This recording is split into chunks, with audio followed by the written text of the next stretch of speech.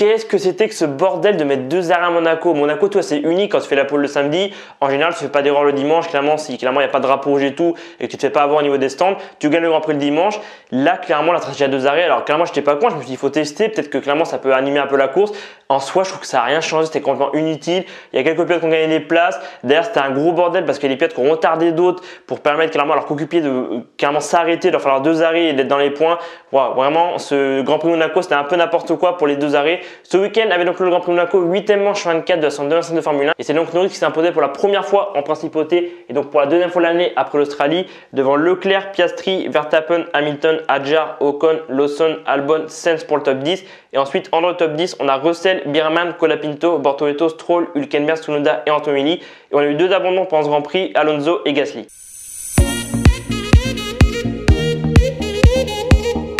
Cette règle de 2 arrêts obligatoires à Monaco cette année et donc de 3 types de gommes, les tendres, les médiums et les durs, mais ça a été du grand n'importe quoi pour moi. En vrai, je n'étais pas contre parce que on sait que Monaco en général il se passe pas grand chose. Voilà, l'année dernière il y a eu un drapeau rouge dès le premier tour. Tous les pilotes sont arrêtés, ils ont été clairement au bout des 78 tours, donc avec le train de gomme qu'ils ont mis au premier tour et clairement ils ont voulu changer ça. Là clairement pour moi ça marche pas. Dites-moi en commentaire ce que vous en pensez, qu'est-ce que vous avez pensé clairement de ces 2 arrêts obligatoires et de ces 3 types de gommes obligatoires. Mais pour moi je trouve que ça fonctionne pas. Enfin, je dis pas que ça n'a pas fonctionné, mais clairement il y a quelques pilotes qui ont gagné des places.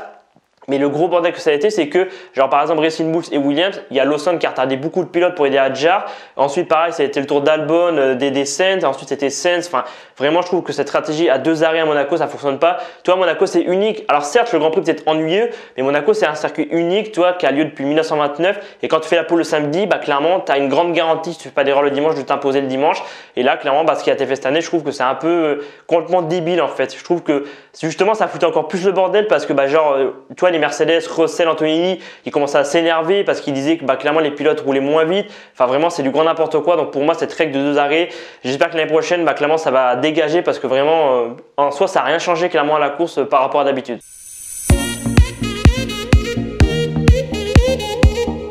Lando Norris vainqueur en principauté pour la première fois de sa carrière, et ça clairement moi je le dis, je l'avais pas vu venir. Norris depuis l'Australie il n'est pas gagné, donc clairement il était clairement un peu en dessous de Piastri. Piastri pour moi il a pris le lead chez McLaren. Verstappen pareil, tu vois, il a gagné quelques victoires.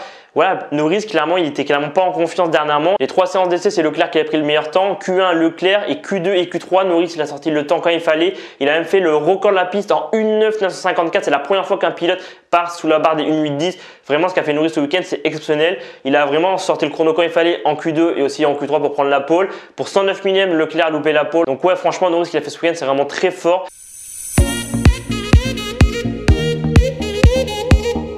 Qu'est-ce qu'ils ont bouffé Ferrari ce week-end? Il y a une semaine, Imola et c'était éliminé en Q2 par les Aston 11e et 12e. En course, ils se sont un peu rattrapés, tu vois. Et vraiment, Charles, en interview, il avait dit, voilà, Laurent Dupin avait dit, est-ce qu'à Monaco, vous allez être confiant et tout? Est-ce que vous pensez qu'à Monaco, vous allez pouvoir vraiment faire un bon résultat? Charles, clairement, avait dit un nom catégorique. Et puis là, dès les séances d'essai, essai 1, essai 2, essai 3, Leclerc en confiance, meilleur temps.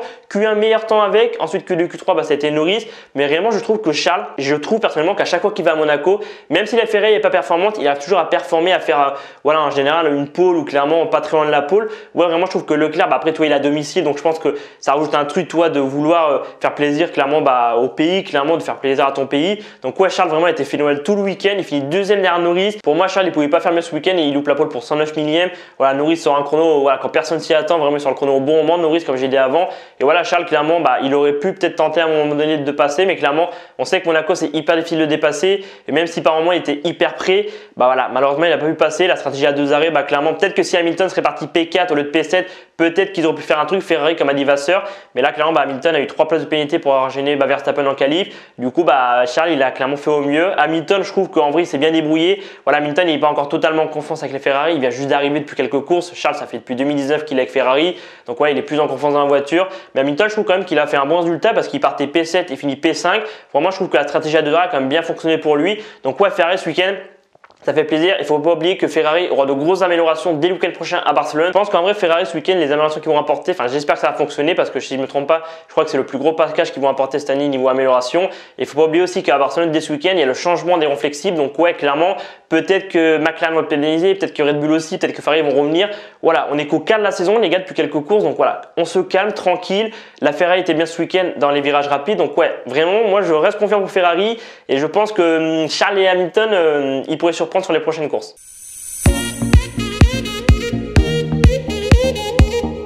Quel week-end exceptionnel de Isaac Hadjar et Esteban Ocon. Isaac Hadjar, il a fait 5e sur la grille, enfin 6e de base. Hamilton était piégé de 3 places, du coup il partait 5e sur la grille. Meilleur résultat en carrière pour Hadjar en qualification. 5e place et en course hier 6e. Ocon il a fait 8e et ensuite il a fait 7e en course. Vraiment je trouve que Ocon et Hadjar ce week-end ils ont été vraiment exceptionnels.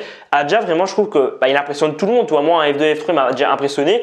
Mais là je trouve que je pensais pas, toi, qu'il allait autant impressionner, enfin qu'il allait être aussi haut, qu'il allait être aussi incroyable. Vraiment, Isaac Hadjar, il est exceptionnel et ça m'étonnerait même pas que, peut-être pas cette année, mais l'année prochaine, il remplace Tsunoda parce qu'on sait que le moteur Honda va passer chez Aston et que l'année prochaine, clairement, Red Bull n'auront plus le moteur Honda. Tsunoda, il est un peu soutenu par Honda, enfin, il est clairement soutenu par Honda. Donc je pense que Hadjar, il y a de grandes chances que l'année prochaine, il soit peut-être aux côtés de Verstappen chez Red Bull si Verstappen clairement reste chez Red Bull. Mais ouais, vraiment, c'est vrai que Ocon et Hadjar, vraiment 6 et 7 hier.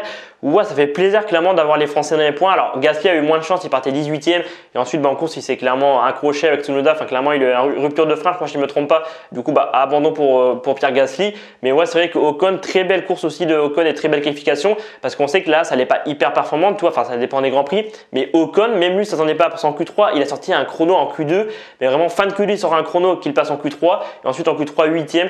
Donc ouais, Isaac et Esteban ils étaient vraiment exceptionnels, 6 et 7. Je voulais le souligner parce que je trouve vraiment que Hadjar a vraiment, à chaque course, j'ai l'impression qu'il fait de mieux en mieux. Il est en train de monter en puissance. Isaac, et vraiment, il est exceptionnel. Et puis Esteban, encore une fois, du coup, Esteban, il a fait une très belle course.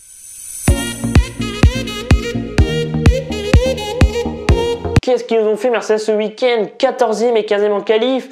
Oh là là là, c'était n'importe quoi pour Mercedes. Russell partait 14e parce qu'il a eu un problème électronique pendant la Q2, du coup il n'a pas pu faire de chrono. Anthony, fin de Q1, il crache la voiture. Voilà, Anthony c'est normal, on sait que c'est un rookie, on savait qu'il allait faire des crashs. Et je crois que si je ne me trompe pas, c'est la première fois qu'il met la voiture dans le mur, clairement cette saison. Voilà, première fois à Monaco, voilà, c'est un rookie, c'est normal. Mais Russell, j'étais dégoûté, vous le savez, Russell vraiment c'est un de mes pilotes préférés. Et pour moi, même si c'est un peu un outsider dans la course au titre, il était clairement pas loin de Verstappen, Norris et Piastri. Là clairement, il marque pas de points, du coup il se prend 25-0 clairement face à Norris. Ouais, vraiment Mercedes c'était n'importe quoi ce week-end. Qu'est-ce qu'ils ont fait en course? Il y avait 2 arrêts obligatoires, 3 types de gomme obligatoires. Ils ont attendu le 60e tour pour s'arrêter.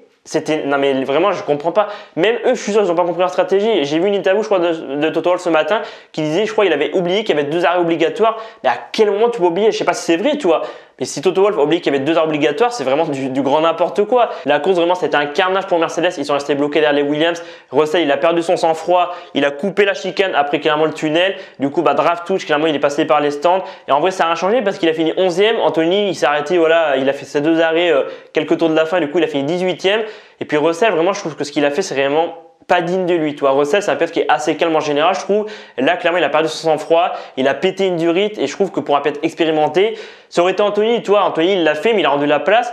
Voilà, Anthony, j'aurais pu comprendre, mais clairement, Russell, c'est un pilote, ça fait des années qu'il est en Formule 1. À quel moment tu fais ça, George? Mec, à un moment donné, oui, ok, t'étais bloqué derrière les Williams, ok, il roulait moins vite et tout, mais à un moment donné, tu fais pas ça clairement. Tu sais clairement que si tu coupes une chicane, tu gagnes une place en coupant un virage, tu auras une pénalité. Donc ouais, Mercedes, vraiment, je suis dégoûté pour ce week-end. Enfin, surtout pour Russell, parce que Russell, je trouve que vraiment il performait bien. Il était clairement sur son meilleur début de saison. Alors c'est toujours le cas, mais il était toujours dans le top 5. Là, clairement, c'est la première fois l'année que Russell n'est pas dans les points. Vraiment, je suis dégoûté. Vraiment, mais je suis. Oh, le week-end a oublié pour les flèches d'argent. Vraiment, je suis deg.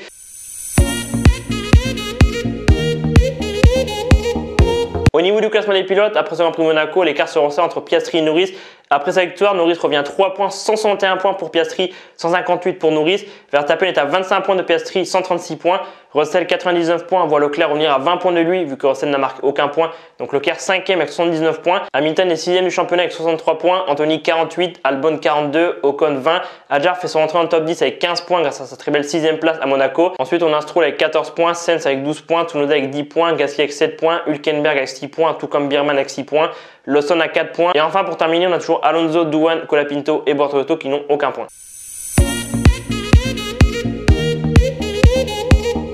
Côté constructeur, après ce Grand Prix de Monaco, McLaren accentue son avance sur Mercedes qui n'a marqué aucun point ce week-end. 319 points pour McLaren qui a donc maintenant 172 points d'avance sur Mercedes, 147 points et qui voit donc Red Bull et Ferrari revenir sur eux. Red Bull est à 143 points, Ferrari 142 points.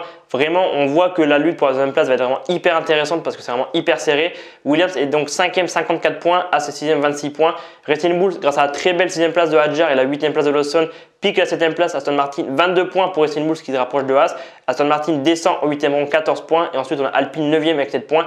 et Sauber 10e avec 6 points. Le prochain rendez-vous c'est dès ce week-end à Barcelone avec, n'oubliez pas, le changement des ailerons flexibles. Donc est-ce que ça va changer un peu la hiérarchie? Vraiment j'ai hâte de savoir ça. Exceptionnellement je serai pas en live pour les qualifs ce samedi, vous comprendrez pourquoi dans quelques jours. Vraiment j'ai très hâte, vous allez comprendre pourquoi. Donc rendez-vous dès ce week-end pour le Grand Prix de Barcelone. Moi je vous dis à dans quelques jours pour d'autres vidéos. C'était Alban. Prenez soin de vous les gars, à très vite.